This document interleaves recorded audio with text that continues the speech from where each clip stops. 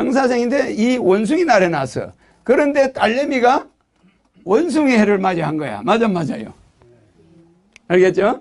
그게 자기 딸이 대통령이 돼가지고 물러나는 해가 원숭이 해야. 연을까지 못하고 뭔가 문제가 온다는 걸 나는 내다보고 있는 거예요. 작년부터 레임덕이 생기면서 예. 대선에 들어가는 거니까. 네. 1년 전에 운동을 해야 됩니다. 네. 그래서 이런 정국이 계속될 겁니다. 네. 그러면서 이 대통령은 혼란한 민생, 국회에서는 계속 다른 법안은 통과가 안 되니까 네.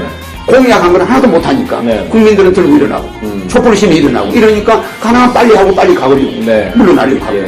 그거라도 개헌 정국으로 해서 그걸 덮으려고 네. 이런 형국이 전개될 수가 있습니다. 개인은 존경받을 만하고 훌륭한 사람입니다. 네. 그리고 뭐 그 부모님도 나는 존경해요. 네. 그런데 이것이 이상하게 kup판처럼 얽혀 있어요. 네. 이번에 당선자가 50.5%, 51% 당선될 거예요. 그렇죠. 아주 박빙이에요. 박빙. 노무현 대통령이 대통령 나가기 전에 네. 이번에 노무현이가 대통령 돼가지고 2년 안에 탄핵 사태가 일어난다. 자충우돌이 일어난다. 예. 그게 정확하게 맞아가지고 그러게. 조선일보에 났어요. 근데 내가 지금 얘기하는 거 뭐죠? 이번 대통령이 예. 한 3년 후에 대선이 있다. 뭐 이런 이야기 내가 하죠. 그렇죠. 그래서 개헌 정국이 올 수도 있고. 네. 정계 개편이 정계 개편이 올 수도 개편이 올 수 있고. 있다. 이 트럼프가 만약에 미국 대통령이 되면은 네. 미국 경제는 활성화됩니다. 아, 그래요? 그러나 만약에 클린턴이 대통령이 되면은 미국 경제는 방위 산업체들 먹이 살리는 경제로 전 세계 분쟁을 일으켜요. 네. 그런 남북 전쟁이 일어날 가능성도 있다고 봐야죠. 클린턴이 네. 되면은 왜 그러냐면 클린턴은 보수 세력들이 무기 방위 산업체들이 밀어주는 사람이에요. 네. 저 사람은 자수성가한 사람이에요. 저 사람은 뭔가 생동감이 있고 국민에게 희망을 제시하고 뭔가 말을 뻥뻥 하는 것 같지만 계속 아주 머리가 좋은 사람인데 저분은 미국의 아이콘이고 희망이에요. 네. 이 사람도 부동산 투기가 돈 벌어서 안 벌었어요. 벌었죠? 그러니까 투기 도박의 전문가가 대통령이 되면은 우리 한반도는 전쟁이 안 나는 거예요.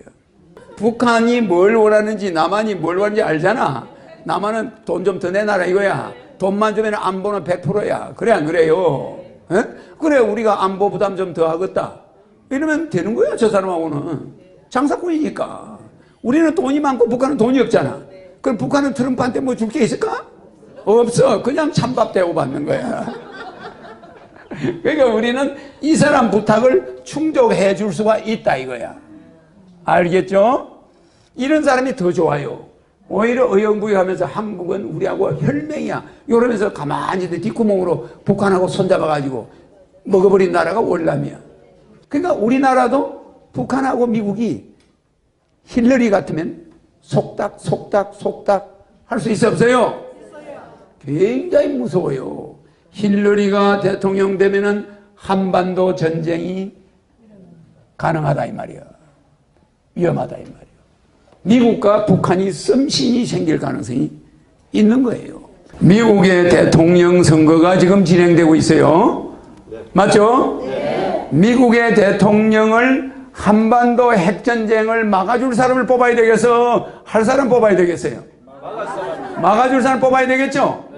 그거를 결정할 수 있는 사람은 허경영밖에 없다는 거 맞습니까? 안 맞습니까? 수도 멀쩡한 수도를 우리가 충청도로 옮기고 있는데 그런 거기에 들어가는 돈이 한 50조가 투입돼요. 건설업자들하고 연관된 일을 주로 많이 하려고 그래요.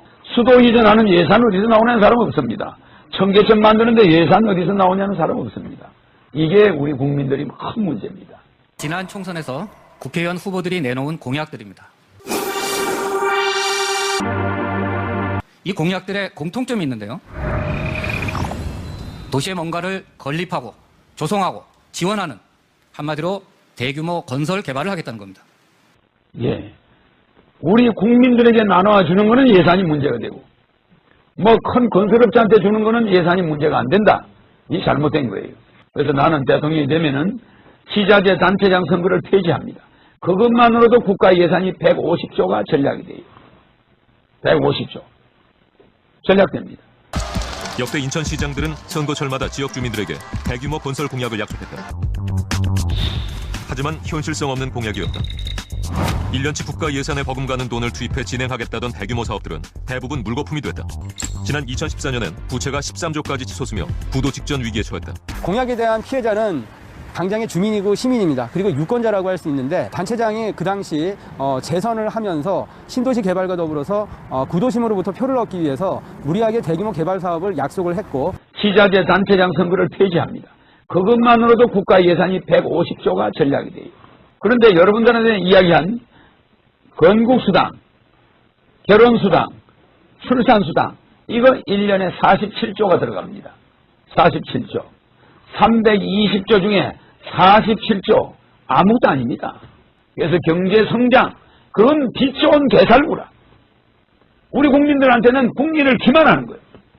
경제를 말입니다. 680불에서 68불에서 17,000불을 올려놨더니 그 열매는 다른 사람들이 싹 특권층들이 다 따먹었다 이 말입니다.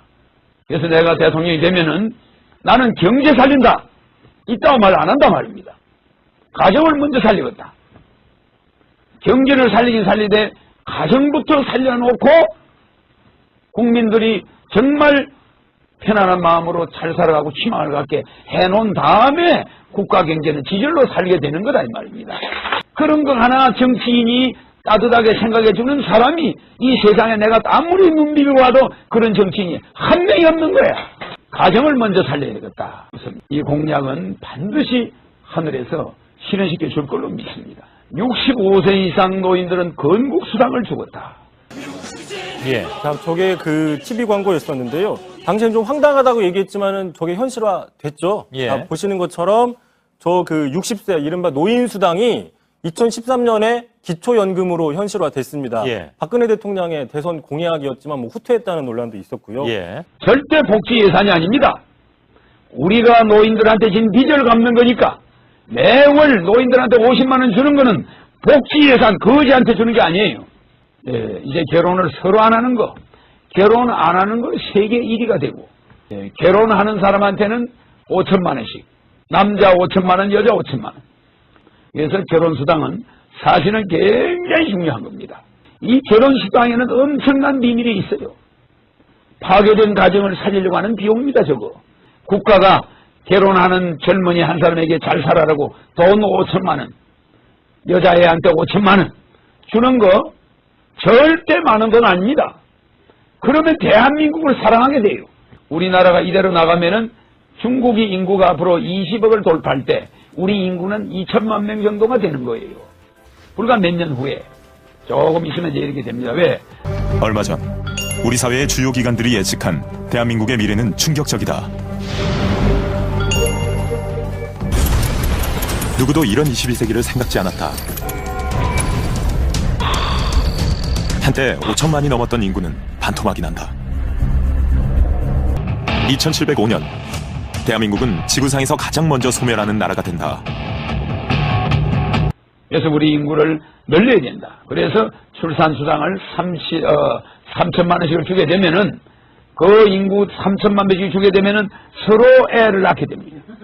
출산 장려금 정책이 전국으로 퍼지고 있습니다. 전북 순창구는 장려금 인상을 위한 개정안을 내놓았고 경북 의성구는 넷째 아이에겐 최고 수준 금액인 1,850만 원까지 지원하기로 했습니다. 차라리 개별 가구당 한 명씩 놓을 때마다 1,000만 원씩 준다 하면 그것이 지금 정부가 하는 다양한 형태의 출산 지원책보다 훨씬 출산을 갖다가 높일 수 있는 부분이 있지요. 이혼 기록은 호적에서 제외시킵니다. 앞으로 전부 제외하고 앞으로도 지난 옛날에 있던 이혼 전과 기록도 다 폐지됩니다. 앞으로 이혼 경력이나 입양 기록 등 민감한 개인정보를 노출하지 않고도 신분관계를 증명할 수 있을 전망입니다. 예, 입사 후 5년간 매월 국가에서 100만 원을 주겠다는 거죠. 중소기업에서 나오는 월급하고는 아무 관련이 없습니다. 중소기업에서 청년 인턴을 채용할 경우 정부가 임금의 절반을 지원해주고 인턴을 정규직으로 전환하면 추가로 6개월간 임금의 절반을 지원하는 중소기업 청년 인턴 제도. 이를 활용한 청년 취업이 꾸준히 늘고 있습니다. 개혁보수신당이 선거 연령을 만 18세로 낮추는 방안을 당론으로 추진하며 고3 투표가 현실화될 것으로 보입니다. 우리 금민 후보가 말씀하신 대로 대학을 평준화하지만 각 과별로 특성이 있게 연세대학은 뭐가 가장 뛰어나고 서울대학은 의대가 뭐가 뛰어나고 이런 식으로 각 대학이 개성이 있어야지 대학이 1등 대학, 2등 대학, 3등 대학 이런 국립대학이라서 지원을 많이 하고 이건 곤란합니다. 그래서 대학을 전체 사립대학화 하면서 또한 청소년들의 비행 문제와 교육 문제가 직결되어 있습니다. 청소년들이 왜 스승한테 대어들겠습니까? 15세 때부터 투표권을 주어야 합니다. 청소년들은 중학교 1학년 때부터 옛날에는 15살이면 결혼을 시켰습니다. 청소년들을 너무 어린애 취급을 해서는 안 됩니다. 15세면은 충분히 대통령 후보를 알아볼 수도 있고 투표도 할 수 있어야 합니다. 네. 야3당과 신당은 이르면 이번 1월 임시국회에서 이번 대선부터 선거 연령을 하향 조정하는 내용의 공직선거법 처리를 추진할 것으로 알려졌습니다. 다만 신당은 적용 시기를 놓고는 이견이 있어 추후 토론을 통해 확정하기로 했습니다.